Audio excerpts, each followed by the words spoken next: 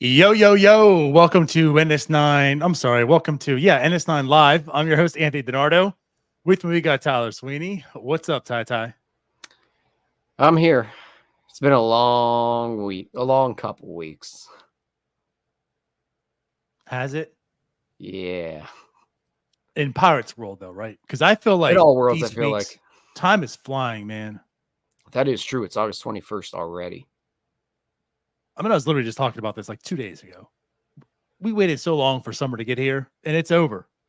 It's basically over. Oh, let's talk about Starbucks, I think. I guess I thought, that was like 5 minutes ago. I guess the positive is that it took until mid-August for this team to become borderline unwatchable. And normally we get there a lot quicker. Right.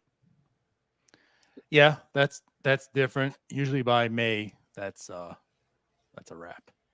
Not last year. Last year they tricked us a little bit earlier. Yeah, but it was over pretty quick too. Right. So it is what it is. The Pirates currently are in 5th place in the NL Central. They are currently tied for the 8th worst record with the Toronto Blue Jays in baseball. And the Pirates were buyers at the deadline. Like, that's the other thing to process here, to put in perspective. It's not even as if they sold and, okay, well, you know what? Now you can rationalize it. They traded off Aroldis Chapman. They traded off, whoever, down the line. Like, they technically added. They were buyers. And that's where they stand today on August 21st. Yeah, it's a shame. That's a polite way to put it. It's a shame. Yeah.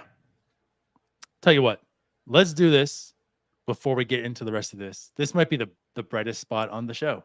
BetOnline is the world's most trusted betting platform and your number one source for everything football. From the preseason, NFL to college kicking off, BetOnline has every stat, every matchup, and even live odds and spreads while the games are being played. Think you know your stuff? Get in on our winner-take-all $300,000 NFL Survivor pool for the upcoming season. When the game's over, head on over to our online casino and get in on a game of blackjack or poker or unwind with one of our over 150 slot games. Head to the website today, use promo code BELIEVE, and get in on the action. Bet online, the game starts here. I tripped up on that ad read. You tripped on it the other day. They changed that last part. I mean, that was like the one constant in this ad read the entire time we've said it. I practically noticing like by heart that's gotten to us there. Yeah, and they tripped me up on the 300,000 as well. Oh, just having to drop a number in there was like, whoa. There you go. There you go. Bet online. The game starts here. All right, Ty. There's a lot to talk about, but at the same time, there's a lot that we've already talking about. Yeah. So I guess it's how do we talk about it a little bit differently, and also in the sense of we've alluded to this maybe happening, but no way it's going to happen. And what I'm talking about here is, the title of the show, time to shut it down, right? Paul Skenes, especially, but you can add in like Jared Jones and whatnot also here when he comes back. But it was like, the Pirates have been telling us that, listen, the reason we started him off late, which I understand, was if we're going to have a playoff run, which that should be the intention. Paul Skenes needs to be part of it. We need to monitor it. We need to make sure Paul Skenes is here pitching into September into October. Well, Ty, as I start off the show telling you, they are 5th in the NL Central. They have the 8th worst record in baseball. I think the playoffs it's done. That is sealed. They're not going there. So now with the different expectations, right? No longer playoff focused. Should we be worrying and focusing on managing Paul Skenes and looking towards the 2025 season for him? You know what? I kind of want to flip something back on you there. Oh, boy. I spent all that time setting that question up. You want to flip it on me. You know what the hell? I want to ask you, do you think I need a drink? Do you think it would be smart to shut Paul Skenes down? Yes. I do. Do you want me to also tell you the why of that? Yeah, I do. Okay. Because why? Why have him go any further? So I looked at it. I think I have it in the show notes, but I think it's 11. I think he's 11 innings away from what he did all of last year between LSU and the minor leagues, right? So you're looking like basically 2 more starts he has, and he matches that total. Why push it any further? I guess that's where I'm at. And it's not as if I believe like, you know what, it's Paul Skenes. You got to really worry about that arm because he's fickle. This guy's a workhorse. I don't doubt he could go the rest of the year and be okay with it. But I feel as if why? That's it. Why? I think he has rookie of the year number 2 locked up. He's battling for number 1. And I think that would be the only argument. And maybe the next 2 starts kind of dictate that. He's still pitching fine for the people that are worried. Like, he's still pitching good, but he hasn't pitched as effective as he has earlier. The velocity has come down. And again, that kind of all adds to it. I don't think I'm worried so much about him having to get Tommy John and this and that, but also you could just not have to worry about that by shutting him down. Yeah. I think it's different for every situation. Paul Skenes seems to be a guy without much of a concern for injury. He's built like he can eat 300 innings a year. So that's not really a big concern, I don't think. But at the same time, you still don't know. And like Cody says in the comments here, you want to save the bullets. You only get so many of them. Eventually, your arm will go, more than likely. I guess I wonder if it would be smart to shut him down because of the rookie of the year stuff. Why there? Because to me, it's the opposite reason. It's more of the player relationship side of it, I think. And I do wonder what we're going to learn about the Pirates over this decision, because if they do shut him down, I think it's going to continue to look like a team that, yeah, you can argue it's a smart move to just call it a year with Paul Skenes. We've seen all we need to see. Maybe take him out of the rookie of the year contention, get that extra year of control. But on the flip side of it, you're still treating these guys like robots, and the front office still doesn't seem to understand the human side of it. Because you're taking money out of Paul Skenes' pocket at that point. That's plain and simple what you're doing. Well, hold on. He needs to place top 2. Well, I'm saying if they were able to finagle it so that he doesn't place top 2 by shutting him down. Got you. Okay. Yeah. Well, maybe that's kind of where we differ. Though I guess Tyler Fitzgerald has a bit of an argument here now. He's kind of entered the picture. I guess where I'm at is I felt like he's locked up top 2. So really you're looking at, can he actually get rookie of the year? Can he get the actual hardware? And I almost feel at this point in time, granted, I'm still going to give him 2, maybe 3 more starts here. I think Jackson Merrill has it locked up. Yeah. You know what I mean? Like, I think Jackson Merrill has it locked up. And if it's locked up, then you're not getting the actual hardware. And I feel like if you're going to lock up second, regardless, then that's why you can factor in and excuse shutting him down. Because listen, you got top 2, you're getting paid, you're getting the full year's, worth of, I want to say control of, Tyler, what's the word I'm looking for here? The full year's worth of service time. So like at that point in time, there's nothing more for you to do. Like, you're at your ceiling, second place in rookie of the year voting, and call it a day. Again, the only thing the reason I would is for those stuff. If he really had a shot at rookie of the year still, I might say, dude, go do it. Go do the thing. Get it. Make us proud, Paul.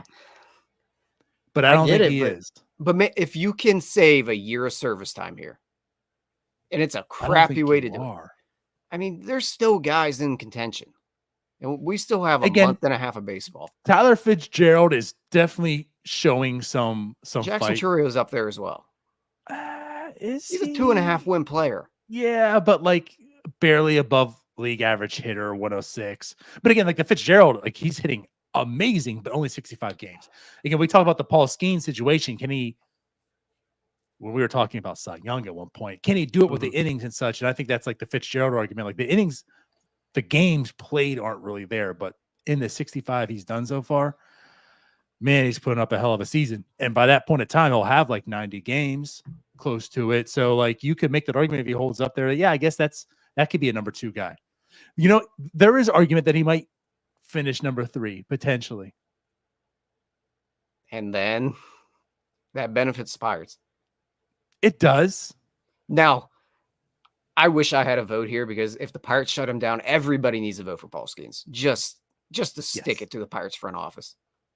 Yeah. But I still feel as if he has the right, like he was the best. I think he has it for a while. He started the All-Star game. Right. Like I think he has it. Even though I'm hyping up Tyler Fitzgerald because he is having an incredible season right now. What he's doing. Again, just 65 games, but 312, 364, 603 slugging, a 168 weighted runs created plus, 3 1/3 WAR. It's pretty damn good. But Paul Skenes is Paul Skenes, and he's been doing things that no one has done. Nobody has done. Tyler Fitzgerald, that's awesome. That's been done. Paul Skenes doing something that hasn't been done. He doesn't have like the innings behind him as like, again, Jackson Merrill, who's been playing all year long. He has a really good slash line too. He's been damn good and productive. So I don't know. I'm really leaning towards Jackson Merrill probably taking Rookie of the Year if he continues this. I just don't think it's going to be Skenes because I think the innings are going to come back to hurt him. Because I don't see any way his innings don't at least get limited here going forward, which probably puts him more in that 2 spot. But then again, the writers are so fickle that they could look at him with the innings and be like, no, we're not voting for him. I don't know.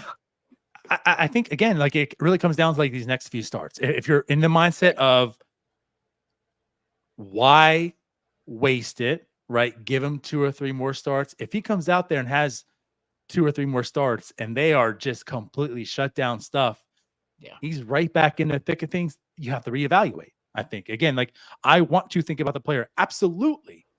And again, at this point in time, I'm leaning towards maybe Jackson Merrill. But again, if he comes out here and he just shoves the next 3 starts, and I'm talking, he's really shoving, he's right back in there. I feel like you have to let him go. And thank God I'm not worried about Paul Skenes. I guess in this aspect, we'll talk about this person also to a degree. If this was Jared Jones, I'm a little worried on. Much more than Paul Skenes. If this was Jared Jones who we're talking about in the same scenario,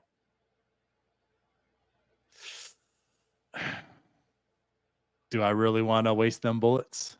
Do I really want to push those buttons? I don't know. He's not built the same.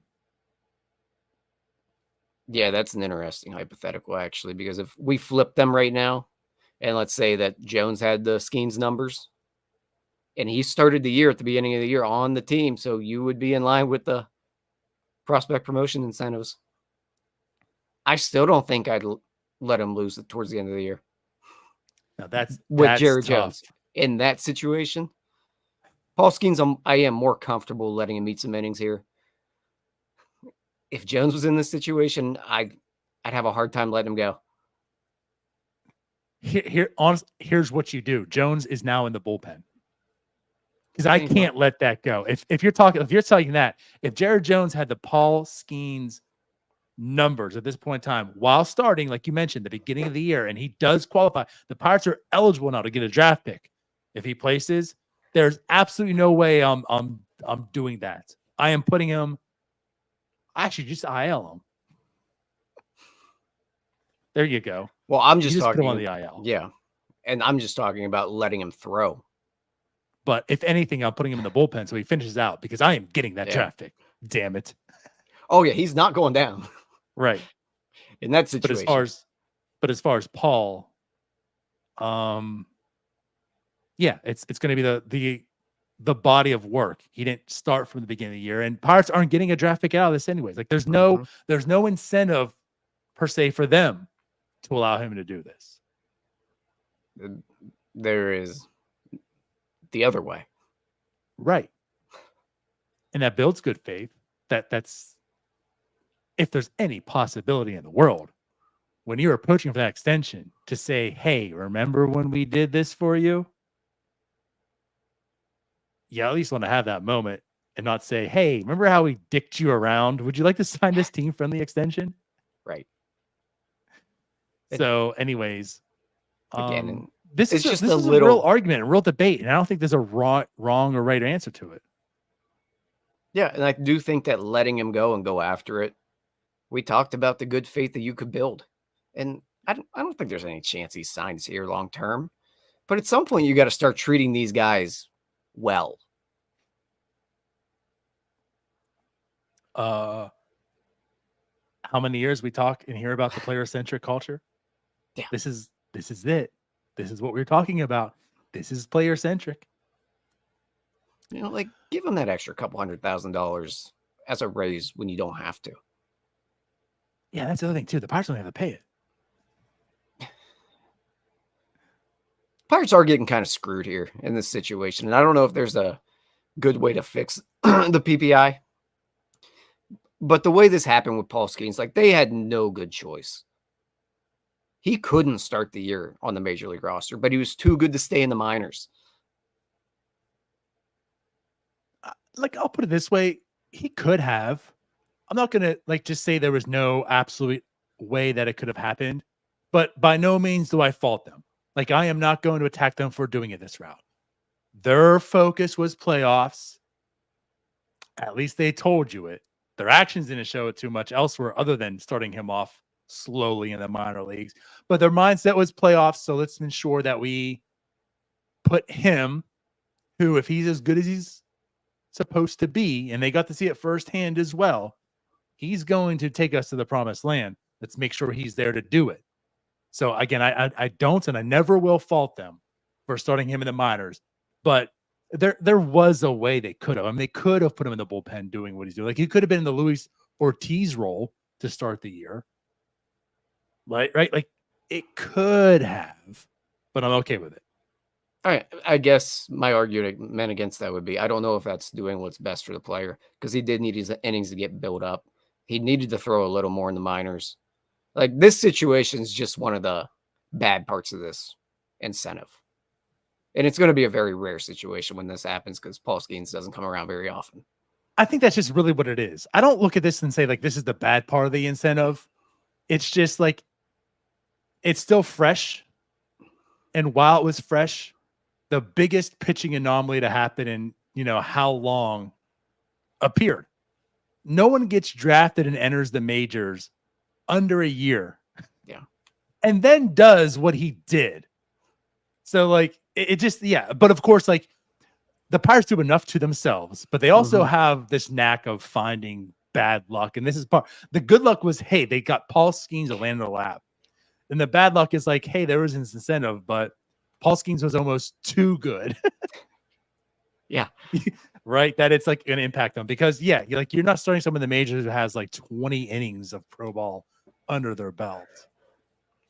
Yeah. And like he was too good that they couldn't even hold him for Super 2. I know. There is just no right answer here. I think they handled it. They handled it well to this point. And also too, like, he's been pitching on 5 days of rest every single time. I know they did it, and we jokingly said it, like, in the minors, his last test was, can he pitch on 4 days rest? And he's never had to do it again. But I'm also okay with that. Like, that's how you manage it. That's how you extend the life of Paul Skenes in 2024. Perfectly fine with it. But here we are. Clearly the playoffs aren't in the picture. And it's another interesting argument. Like, are you going to be thinking ahead and just say there's really not much to play for? Do we give you a few more starts and say, hey, Paul, you've topped your inning total of last year. And that way, like going into next year as well, you feel good. Like, okay, you've now hit the 130, 135 mark, whatever. The chains are off. Go do it next year. And you're comfortable because, he's still fine. But yeah, like you still have the rookie of the year thing. Like, do you want to do what's best for him and say, if you're still battling, we got to let you continue to go out there because you have a real possibility of winning this. And I don't want to be the person that takes it from you. Like, let Jackson Merrill take it from you. And then you can sleep at night knowing that's how it happened and not go to sleep at night saying, Ben Cherington stole this from me. I can't wait till they approach me for an extension. Right.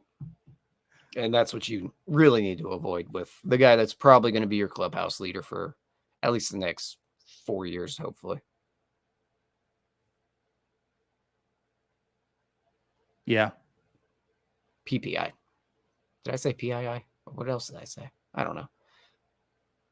I don't recall. I think I said it right. I don't know. I don't remember. I say a lot of words. So what's the final answer to this? Because I think we've said a lot and we've like shown both sides, but what's the answer? I think you find the middle ground here and you continue to get him rest in between starts. You don't completely shut it down. Probably cap him at like 6 innings a start. Try to keep him under 100 pitches if you can. But just keep him on a normal routine and then spread it out a little more. I think that's the best case scenario. So you feel more or less playing out the rest of the year, but just being like ultra conservative each start? Yeah. Whereas that's what I would do. If we're in the playoffs, I might let him go, but now I'm going to pull him here. Yep. Your Mitch Keller argument. Yep. Treat him the way Tyler would treat Mitch Keller. Yeah. And also treat Mitch Keller that way. I'm with that. I think that's fair. I think that's fair. Again, I could see it if, again, Jackson Merrill is just not slowing down. He's running away with it. And you're like, and you had that conversation with Paul. I think that's the other thing too. I think you have to have that conversation with Paul. You can't just do it. You also have to pick his brain. And if he's okay with it to the level of okay, like no one's going to be okay with it. As much as Jared Jones was okay being pulled in the Mets game, deep down, he wanted to go. Yeah. He just understood and he bought in. He accepted it. If Paul can buy in and accept it, I think you do it. Yeah, I don't need to see him come out for a 7th inning when he's at 98 pitches. Things like that for the rest of the year. Let's just reel it in a touch. We've seen that he can go. We know what he can do. Keep him on a routine, limit him a little bit, try to keep him out of some high stress situations. But keep letting him throw because he still is a rookie. He's still going to learn. It doesn't look like it all the time, but there are things he still needs to learn. Well, let's put it this way. Yeah, he is a rookie. He does need to learn, and he's just so damn good. But what do we talk about as far as like the reasons why you call up rookies? They need to face adversity. They need to fail so they know how to fail. The whole argument with Oneil Cruz, like you got to keep him up here. He's not going to get better unless he learns how to hit major league pitching, right? The reason why I'm calling for Cook to be up here now, like let them face the adversity now, let them develop. Paul Skenes hasn't faced any adversity. Now, the thing is, he just might never face it because he's so, it's like saying, hey, Shohei Ohtani might not succeed because he hasn't failed yet. Well, you know what? The guy just never going to fail. He's the greatest player that ever existed, right? It just might not happen. And like for Paul Skenes, he's probably just not going to have that. But that's kind of true. Maybe now the velocity isn't there, and I guess isn't advantageous for him to win Rookie of the Year. We're going down this road, but like with the velocity not being there, maybe this is now him to prove and pitch and work through how do I continue to succeed with that, with a lesser stuff per se. So I guess that's fair. I think I'm coming to the conclusion that there's there's way more pros that continue throwing him throughout the rest of this year than there are cons. And really the big con with this whole thing is trying to keep him healthy. But I think we knocked that one out of the way and just brushed that aside immediately. Yeah. What makes this thing easiest is Paul Skenes is just a whole different breed. Mentally, physically, everything that I feel comfortable. Again, it's a wasted season, so I'm going to keep that in the forefront of my mind now. So I think, like you're talking about, it's probably the best one. Let him go, but quicker leashes. Don't push. Have that. You got through 6. It's like back in the 2022 era, right? Like, let's let them pitchers leave with a good taste in their mouth. Like, you got through 6 good, successful innings. Let's get you out of here before you kill your confidence, and I put you back out in the 7th and you implode. I don't think Paul's going to implode, but let's get you out of here. You're looking good. Let's wrap this up. Take care of that arm. See you in 6 days. Yeah, and these next couple starts are pretty important to that too, because if he struggles, we could be having a different conversation. I'm just leaving it open for me to change my mind. But that's what we talked about. Again, that's where Jackson Merrill's running away with it. Yeah. Like, at this point in time, Rookie of the Year isn't looking like a true possibility. We cool doing this route, Paul? We cool shutting you down now? But at least you allowed him the opportunity to. Right. Until the opportunity really wasn't there. So again, I'm cool. I think it's going to be another thing too. Like, there's no right or wrong answer. Just like the beginning of the year, like, you're not, whatever they do, I don't think you're going to really fault them for, unless he's damn near running. He's up there with Rookie of the Year, and then they shut him down. Like, if he has like 3 dominant starts, like, all right, you're out of here. Then I'm gonna be like, okay, now this is dumb. Yeah, now that's, and like there's someone else that's just keeping pace. Like Fitzgerald goes on a stretch where he just hits nukes, or Churrio all of a sudden's a 20% above average hitter. Yeah. And they're like, oh, no, we're good here, Paul. Yep. Pretty much. That's why I said we're going to learn a little bit about this front office as well. So let's pivot it. Let's pivot to the guy who's just wrapped up his final rehab start in AAA. Looked electric. I'm trying to find this. There it is. Bridge of October puts out here Jones Electric in Columbus on Tuesday night, which they were there, I believe. He looked good. He looked good. He's coming back from injury. What about him? How much do you push Jared Jones the rest of the way coming off injury? Yeah, I don't know if I push him. I think I want to see him pitch at the major league level again, have maybe 3 or 4 starts. But with probably an extra day's rest mixed in there, maybe cap him at 80, 85 pitches for the first couple. And then go from there. I want to see him on the mound again, because the way it left was a little bit shaky. Get him back on track. Hopefully show he can be healthy. And then maybe if you have to, towards the end of the year, throw him in the bullpen for a little bit. Or send him down and get an extra year of service time.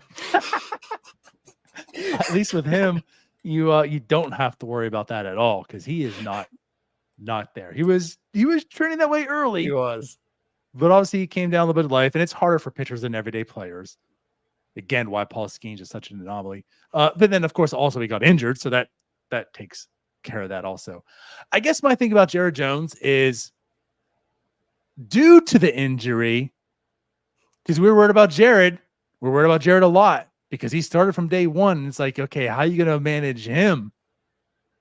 Because of the injury, he's at 91 innings this year. Actually, much less than Paul Skenes. So I think he's in a better situation where he could finish out the year. But he is fresh off the injury. As we mentioned, Jared's not the same person as Paul Skenes. He's not built the same. He is one that you worry a little bit more, long term, especially with how hard and well he throws. I'm going to be careful with him, but I feel confident. I kind of want to. I want to finish out the season for Jared Jones. I want to for his sake. I know there was the injury, but to come in and say I finished the year, I think that means a lot to players. And I think for Jared Jones, especially his rookie year, how well he did, to come out of there and it's like I was able to finish. I know I was injured, but I was able to finish it, and then look back and show your numbers and all that you did and how successful and well it was. I know he's not going to get rookie of the year votes. It is what it is, but he had a hell of a season to be able to finish it. And then again, also like you're still building up those innings for next year. You know, so for him to get to like 120, you feel better about 2025 then also. Yeah, that's a good point as well, is building up the innings for next year, because you don't want to end up in the same situation where we're having to look at limiting innings again in August, because last year he threw 105 and we don't want to ramp him up too much, and you want to cap him at like 140. So yeah, you probably want to get some innings under his belt as well, just for that purpose alone. Yeah. He's at 91, and I guess if you take in consideration the 11 he threw in the minors on his rehab so far, so 102 he has right now. Yeah, you want to get a little more. Yeah. I mean, if you can get him to like 130, yeah, you feel better. Mm-hmm. And like with the amount of arms this organization has, I mean, that at 130, you feel comfortable at 150 next year. And 150 for a starting pitcher, that's fine. That's Gucci. You know what I mean? Like you got 150, you're good. There's not too many 200 inning guys in these days. So 150 with the plethora of pitchers that are there this year, like I feel like you probably want to try to get him towards 130 in total. Yeah, you also want to test him a little bit, I think. Make sure he is going to be healthy going into next year. It would really suck if something happened, if it was an Oviedo situation again. Yeah, I know. I guess I don't think we're there. I don't think he's been utilized where I'm fearful of like an Oviedo situation. But I think it's also this is good for development. Like, how do you come back? We talk about adversity. Like he's got the injury, come back. I mean, he's still learning. He's still absolutely learning. Yeah. I think it'll be good for him. And then, like you said, like you feel a lot more better and comfortable in the 2025 after that. He does, you do. All around, I think it's good. So I do want to see him finish. Oh, yeah. Yeah, just be cautious with it, I think. And that's something we keep glossing over a little bit, I think, is that this developmental time is really important for these guys. Like, especially Jared Jones. We saw the highs. We saw, not many lows, but we saw him struggle here and there. Like, you said it, coming off the injury, you want to see how he can bounce back here. And you want to make sure that velocity is still there. Make sure the stuff's still there. If there's anything lingering, you need to find out now. So, yeah, get him back on the mound is hopefully here soon. Yeah, potentially Monday. Yeah. So, and also, again, like it's still Monday's going to be the 26th. So, Sure. I mean, you're still looking like 5 weeks of baseball, 5 more starts. I mean, you can probably get 30 innings there easily. Yeah. All right. Anything else on the pitching side? Not in particular. Anyone else we're shutting down? No. I already mentioned be a little bit more cautious with Mitch Keller. Don't leave him out there to die whenever you don't need to. I think that's my that is my overlying story here. Coaching staff, front office, if your starting pitcher's getting shelled, we don't need to leave him out there to die the rest of this year. You actually have a good thing going with the staff. Keep him healthy for next year. I hate to be thinking this way. It just sucks. That's why I hate it. It sucks that I'm thinking this way. But as I talked about a few weeks ago, like my mind's already drifting off to 2025. I mean, I am salivating at what that rotation could be. Because again, you're talking about a full year. Like Paul Skenes is your opening day starter. Right? Actually, I guess either at home or opening. I mean, but like that's what we're talking about. Like, that's the level. There's no question. He is the ace of the staff. Yeah. Then you have Jared Jones. You have Mitch Keller. The way Bubba Chandler's looking, getting actual StatCast stuff on him right now too. There's real potential. He is better than Jared Jones. That'd be I'm cool. kind of feeling there's this nice fine mixture of Paul Skenes and Jared Jones in him, which is weird to say.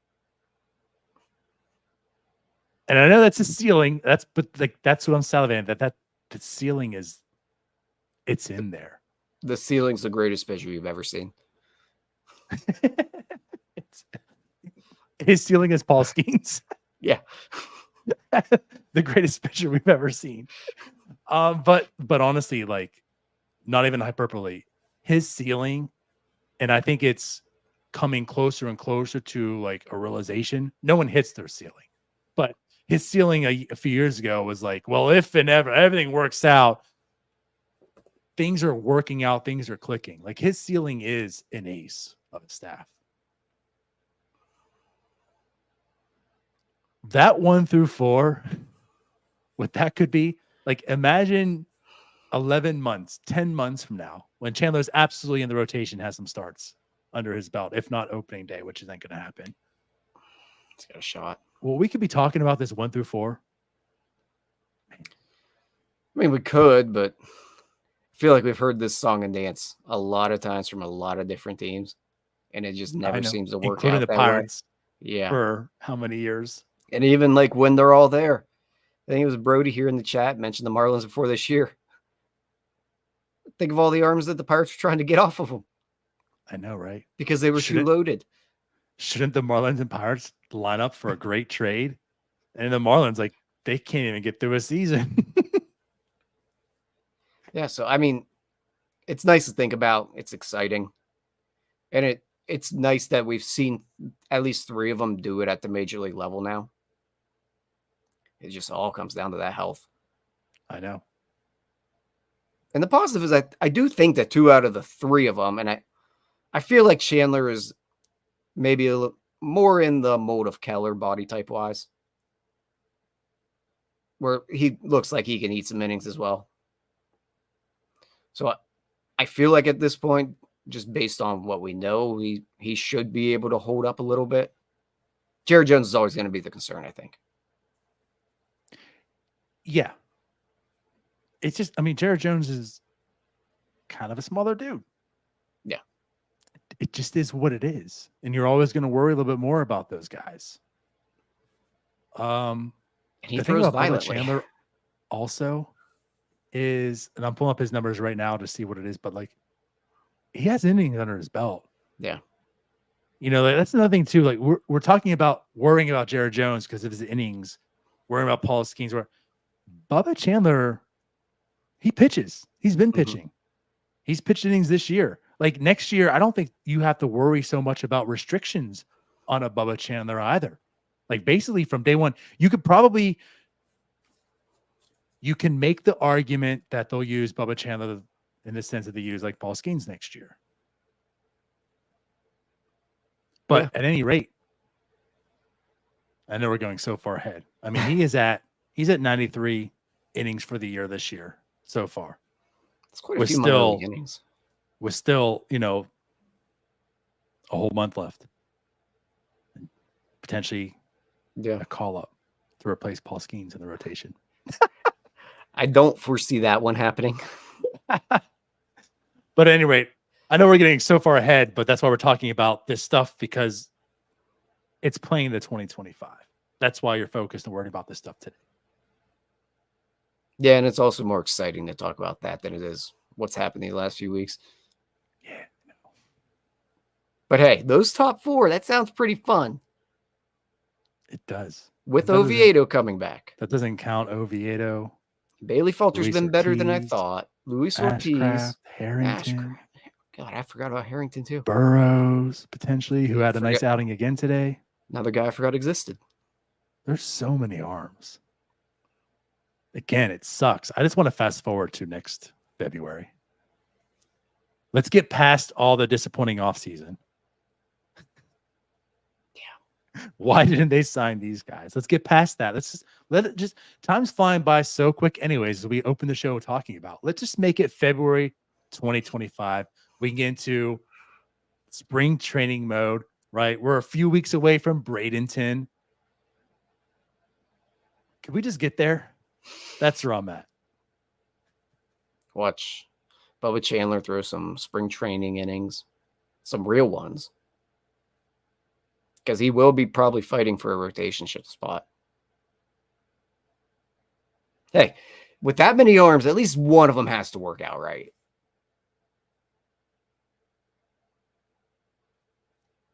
What do we talk about? The Pirates get in their own way for many things too, right? But bad luck tends to find the Pirates also. It's going to be freaking Bailey Falter again. Oh, yeah, Bailey Falter also. Another person to... Yeah, that's who we're going to end up mix. with. That's going to be number 5 next year. That's going to be the ace. And he'll be the one that doesn't get hurt.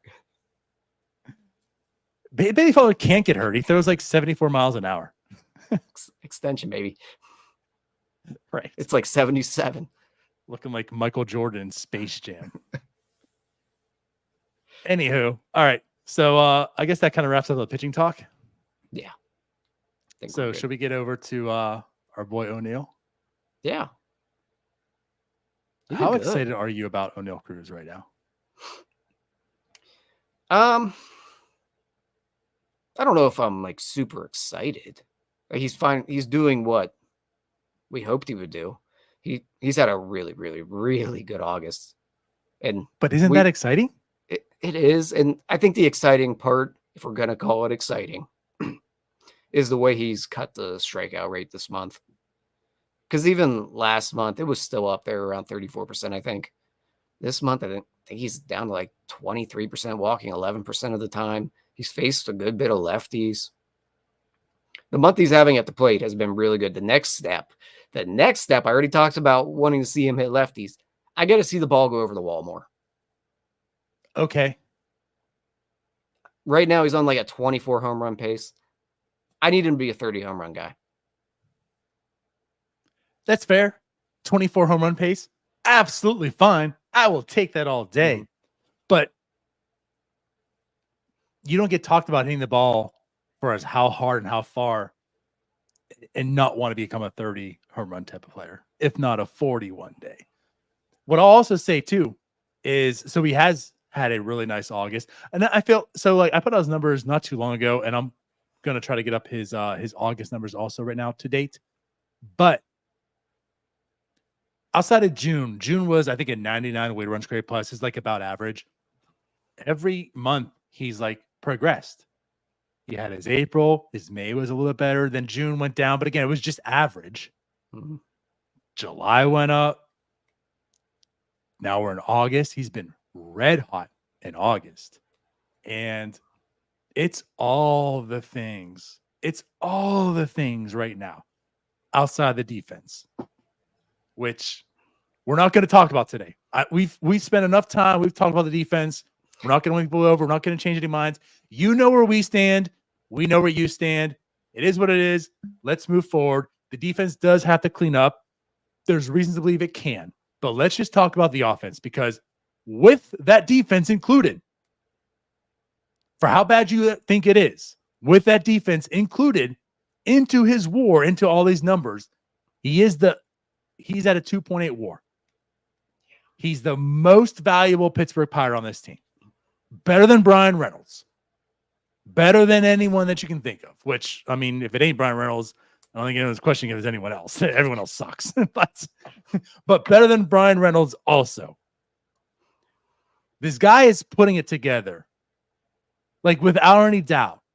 And it's just so many things that he's doing, maybe outside of like the elite power that you're talking about. But you mentioned about like hitting lefties today included. So today he went and got the hit off the Heaney, and then he had that liner right between second and third. They had a pseudo shift on to like what you can shift with these days. Hit it right to the third baseman, got the out. Most cases that goes through as well. But hey, he went 1 for 2 today, no strikeouts with the lefty up. Since July 1st, versus lefties, His weakness, he's batting .372.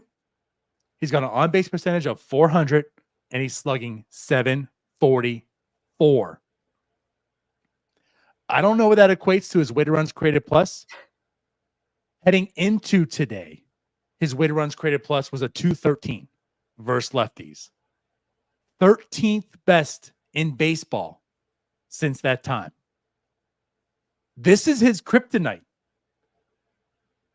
I'm not saying this is sustainable. It's still small sample. It's 45 plate appearances in that entire time. But what we're talking about is this guy's usually a sub 200 hitter versus lefties. And now what he's doing versus lefties isn't, hey, this is adequate. Hey, this is encouraging because he can at least hit it. He's demolishing lefties. Also, 16 hits versus lefties. 5 doubles, 1 triple, 3 home runs. 9 of those 16 hits also for extra bases. What else is he doing since the All-Star break? Or since July 1st? The guy's stealing bases also. That's what I really want to start seeing from him. Because he has it in him. In Ty, he's only been thrown out once this entire season.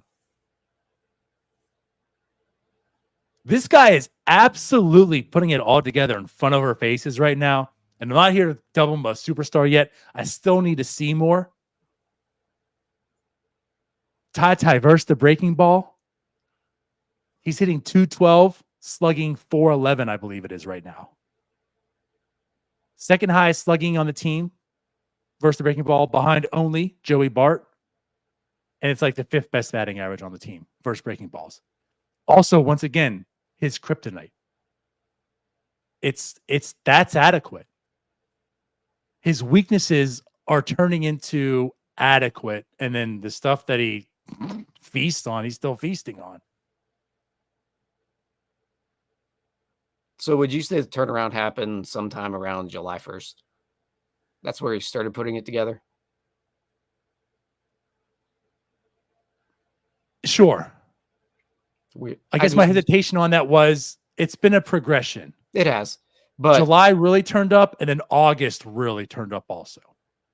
Well, I was just doing some rough math there. And July 1st would have been right around his 600th plate appearance in professional baseball.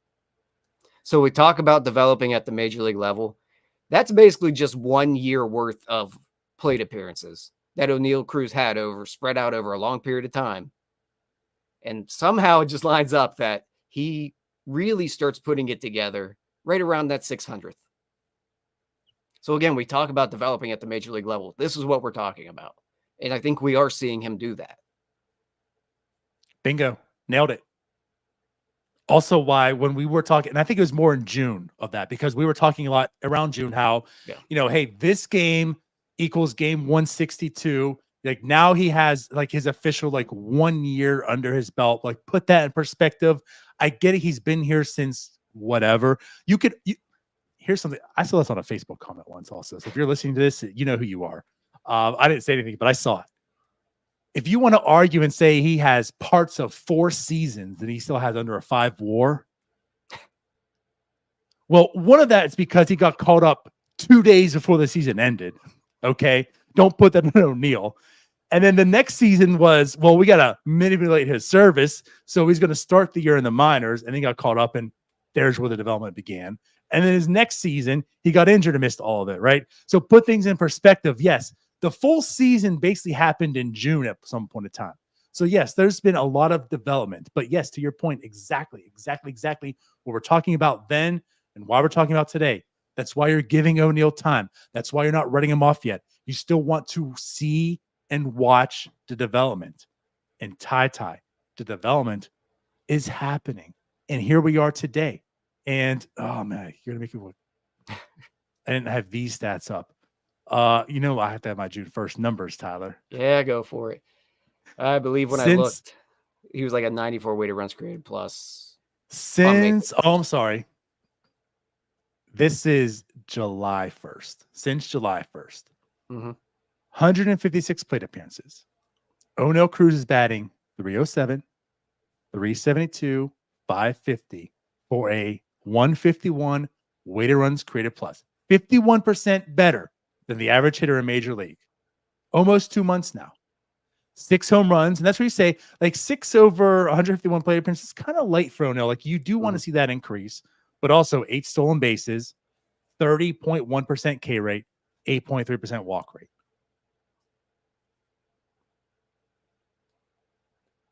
She'll play. She'll play. Yeah, they'll play. Yeah, man, he's done really, really well. And really this is why I can't fully buy in the wins above replacement, because like overnight he went from a 1.5 win player to almost a 3-win player. It was he's overnight. been 1.5 times the amount of an average major leaguer right now, hitting wise. I know. It's just wild. But he's kind of turned into where he's at right now is where I never expected him to be, which is just a really solid player. I was full blown. He's going to be a superstar or he is going to be terrible. Well, he's found the middle ground right now. And this year's been a really solid year.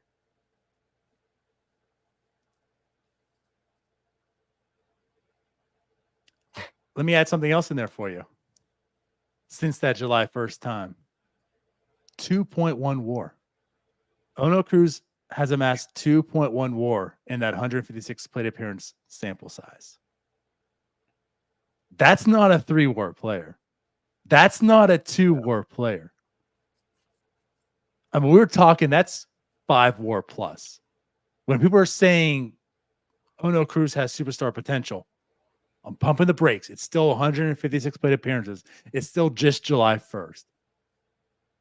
But this stuff that he's doing right now is that level. And I think people should appreciate a little bit more than trying to find every reason to bring him down. The defense has to get better. I don't argue that. I'm not saying it doesn't. But what I am also telling you is you're going to get that much production. You can live with it, because to have a 5+ WAR player at shortstop, those don't grow off trees. Yeah, and I think if he's going to continue to play the level of defense he does at short, which I think is adequate, I don't have that many complaints about it, but that's a song for another day. He does need to hit at this level. Like, you can't be fine to just a little below fine every now and then and hit at an average level. If he's going to stay at short, you're going to get the value out of that position with him there. He's got to hit like this. So why do you guys give a pass to Oneil Cruz but not Ji-hwan Bae? They're both terrible. This is why. When Ji-hwan Bae is the 400th out of 413 rated players in his time span that have at least 400 plate appearances, right? 413 players have amassed 400 plate appearances since Ji-hwan Bae has been a major leaguer. 413. He ranks 400th of those 413. That's why you can't accept terrible defense from terrible players. But when some guy has 2.1 WAR and 156 plate appearances, you can look past it from time to time. They are not the same. Don't put those two names together in a sentence ever again. Well, Denardi, you got to remember that development can happen at the major league level. Ji-hwan Bae doesn't have a full year yet under his belt. Thank you for bringing that up, because that's not the intention of this. But again, that argument to that, Oneil Cruz was still an above average player when everyone was hitting on him. His rookie season, he had a 104 weighted runs created plus. When he was the worst player, he strikes out too much, he's a liability, he was still an above average hitter. He was still better than the average player. Ji-hwan Bae has like a 35 weighted runs. Ji-hwan Bae is Austin Hedges in center field with terrible defense. Austin Hedges had good defense. Don't tell me they're the same. I didn't know we were going to talk about Ji-hwan Bae. Shit happens. Yeah, I mean, There's a reason they're not in the same sentence. One has talent, one doesn't. Right. No. I mean, they both have talent. Like G1 Bay's talented. He just can't play. I mean, if you speed's a talent, I guess. Aside from that, he's terrible at everything else. But yeah, back to the positive stuff of Oneil Cruz. That go back to my original thing, if I'm just being nitpicky. And I do think it's coming. He's hitting the ball way too hard to not hit it over the wall more often. Oh, okay. I'm like, what? We're Not to be nitpicky, but Oneil Cruz hits the ball just too hard. If you could just slow it down a little bit, guys. To be fair, that might be why he doesn't hit enough home runs. What's funny is that Neil said that on our postgame the one day, that liner he had to the center field. He's like, actually, if he probably hit that a little bit lighter, it gets some loft and goes over the fence. Yeah, that's just the next step in it. Just want to see. He's got to be a 30 home run guy next. Because 30-30 should be in his future. And that's why I said I wanted to bring up the stolen bases. Like, clearly that ankle. You really did go out on a limb tonight. Yeah, I did. Pitt City says I went on a limb saying that Cruz is better than Bay. It was a tough one, but somebody had to have the balls to say it, Tyler. I don't hear Bridge to Bucktober saying that Cruz is better than Bay. Next, you're going to tell me Jason Kendall was a way better catcher than Austin Hedges. Yes. Finally. See, this is why you come to North Shore 9 to listen to these takes that no one else is going to tell you. So today we've now had Oneil Cruz is better than G1 Bay, and Paul Skenes is the greatest pitcher of all time. Yes. Cool. Absolutely. Nailed it. This is why you come to us. Hard-hitting analysis. What did I just say the other day? I forget. Someone said on Twitter, like, yes. I was like, if you pay $3.99, we'll give you. Oh, I guess it was yesterday when it was 4-0 going to the 9th. And I was like, the Pirates have to prevent 3 runs happening here. Someone responded was like, this is why I'll never leave this app. I was like, yeah, for $3.99, we'll send these stats to your email every month. Anywho, yeah, man, I'm excited for Oneil Cruz. Still got to wait and see. This is still a small sample. Still want to see the development, but you know what? The guy is doing a hell of a good job right now. The stuff that was his weaknesses, again, we're seeing firsthand that it's turning around for him. He's hitting the breaking balls better. He's hitting lefties now. He's stealing bases now. Yeah, this is the best we've seen him at the major league level, I think, at least since in this month, because he was good in July as well, but he's at a different level right now in August. And even his rookie year, he did have a stretch where at the end of the year where he was really good as well. But this is where I think he looks the most complete at the plate. Yes, agree. Yep, and he'll still have his moments. That's fine. Everyone does. Occasionally, he's going to make breaking balls better than Brian Reynolds. And then occasionally, he's going to run into Brian Reynolds trying to field a ball in left field. Occasionally. But here's the thing. Did he break his collarbone? No. Did Eric Gonzalez break Stallings Marte's collarbone? Yes. Are you going to tell me that Oneil Cruz is better than Eric Gonzalez? You know what? Damn it. Yes. Whew. Oneil Cruz is better than Fernando Tatis Jr. Wouldn't that be the third? Yeah. Junior.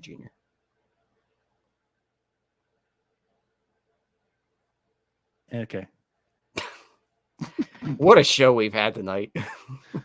It started off good. Kind of like a lot of the Pirates games. No, I haven't started off well either lately. I mean, it didn't end good today. No. Today was on positive stuff. We are at the Bednar stage of the show for sure. Yeah. We kind of do have to talk about him a little bit, don't we? Do we? I thought we were staying Do we? positive, you said. Okay, we can stay positive. That's good. I'm good. We good with that? Yes, I really don't want to rehash everything we've said for 2 weeks about him. I mean, let's be fair, too. The Pirates are 5th in the NL Central. They have the 8th worst record in baseball. They are terrible. And I want to say this felt like a pretty damn positive show. Yeah, we talked about 2 players. I'm giving myself a Tyler. Yeah, good job, guys. Look at us. Who would have thought? You do know that Oneil Cruz is going to turn into a pumpkin now, right? There's the pumpkin reference. Yeah. He's going to turn into a pumpkin now. Still be better than G1 Bay. Marketing it. We'll see if you stick with that take next week. I'll allow you to change your mind. All right. Sounds good. We made it an hour and 1 minute into the show. Are we out of here? Yeah, I'm going to throw a breaking ball and let Wyatt Langford hit it. You just had to do it. You just had to. You know what? I'll give it to you. It's in your blood. This is what makes tie. You got out of your system now? Yeah, I'm good. All right. Let's get out of here then. Yeah. For everyone that watched, thank you. I hope you enjoyed it. You're idiots. We all are. Right? But no, go ahead, subscribe, like, do all the fun stuff. If you're listening to the podcast, tell us how awesome we are. Also, make sure you just annihilate Neil. Tell him how terrible he is. Yeah, keep doing Do that. Do all that stuff. We'll be back again tomorrow for the post-game show. Oh yeah, tomorrow's Thursday. Yeah, I know. I think it's me and Neil. Oh, damn. Tomorrow's Thursday. Yeah. That's negative. That put a damper on my thoughts now. But I'm on a show that Paul Skenes is starting the game, so we'll be back for the post-game show. We'll see you guys then. Bye-bye. Peace out, Girl Scouts. Hey, you all. Thank you for watching. I know we try to provide the most entertaining content that we can, and we'd love to spread it to as many people as possible. So I know it doesn't seem like a lot, but if you could take the 5 seconds to like this video and subscribe to the page, it helps out so much more than you know. Thank you, and let's go Bucks.